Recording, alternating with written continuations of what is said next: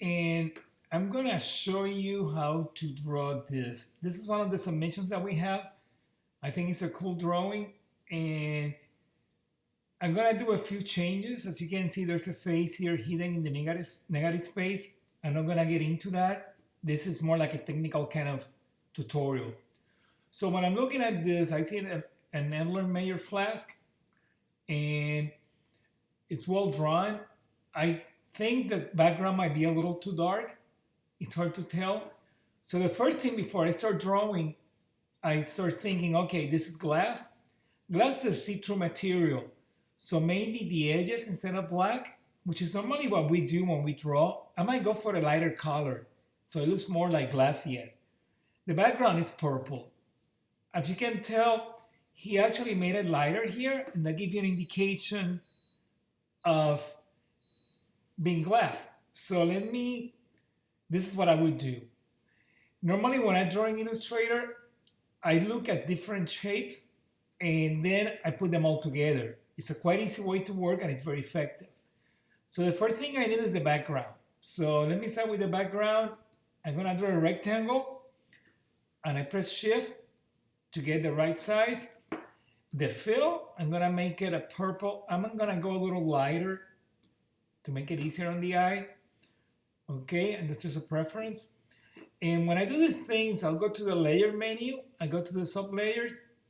This is the layer of the sub layer of the drawing. And here's a rectangle. So I'm gonna lock it. That way I can even click on it by accident. It just cannot happen. So now I release the tool. I'm gonna make it lighter, almost white, purple, to make the glass that material. I'm gonna say, okay, actually I'm gonna make the stroke that color. As for the fill, I'm gonna pick any color. I'm gonna change it later so it doesn't matter. I just wanna be able to see it. So I'm gonna draw this part here. Glass tends to be a little more round. It's that type of material, so I'm gonna go for a round-ish rectangle. And I'm gonna draw something like this. And I go, okay, that's pretty cool. Oh my God, you really can see the edge. These are too similar. I'm gonna kill the fill. I'm just gonna have this shape like this. Okay, I'm gonna make it thicker. So instead of 1 point, I'm gonna go like that. I can have like this and click the right bracket. So if you look at your keyboard, you have UIOP on the first row where it's a QWERTY. And then you have these brackets like you have on math. So you see those? Whoopsie. I'm sorry, I told you wrong. Use the up and down arrows to make it thicker. It's like, oh, that's kind of neat. Plus 8 points. Then I'm gonna do the neck. And that's another rectangle again. And I go, okay, that's kind of like the neck. Don't worry about how they're looking right now. Last thing, I'm gonna make the bottom. That's a polygon. I double click. And I want 3 sides to it. You see that? I'm gonna make it larger. And I was talking about making things a little more round. So in Illustrator, you see that little dot there? I can pull it and it round the shapes. Now, I click here, click once, press down Shift, press on the second, and the third part. Once you have that, you can go to Align. And you tell them you want to line it that way. Okay, this is all sweet. Let's put a fill color for it. So for the fill, I'm gonna use, just for this example, let me go into almost like a bluish color. Okay, and I go, oh my God, look at this thing. So I'm gonna select the shapes again. I press down Shift. Now they're aligned. Remember, I went to the Align tool, or you can go Window, Align, and it will bring it out, how you align things. So now that this is perfectly aligned, see, this looks a little awkward here.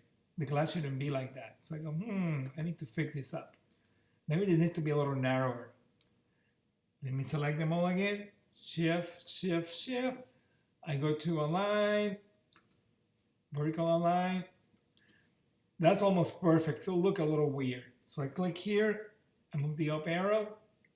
Now it doesn't look awkward. So press shift, shift, shift. I go to the shape builder tool, click on it. Learn how to use the shape builder, because if you click and drag, it turns now the whole thing into one shape. I still have that awkward looking thing that I don't like, so I'm gonna Command Z or undo.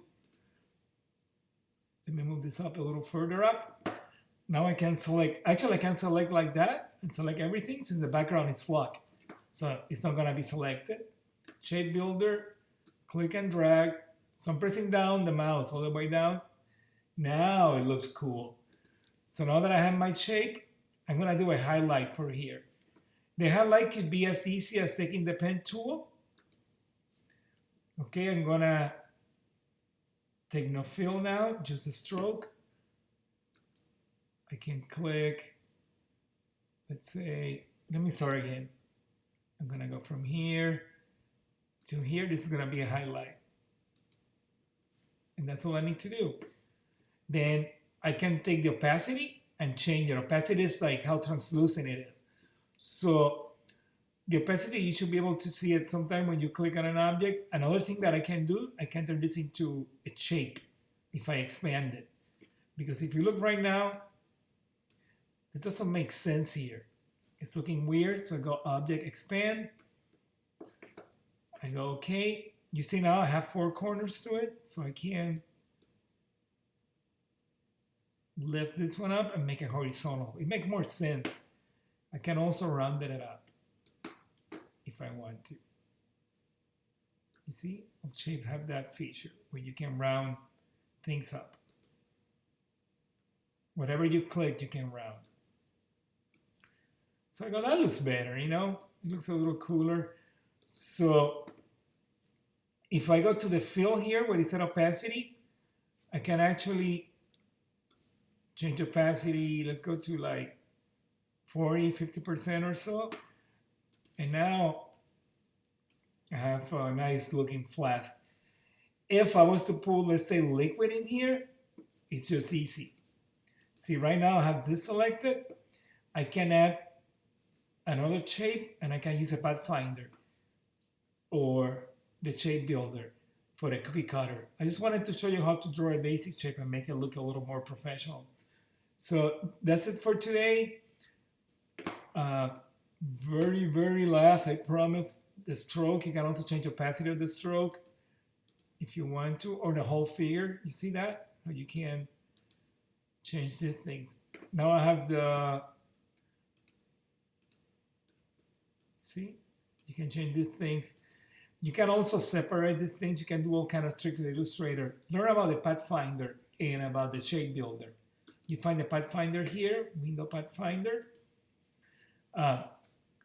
Go to YouTube. There's a bunch of tutorials how to use it. This tool is very useful to create things with each other.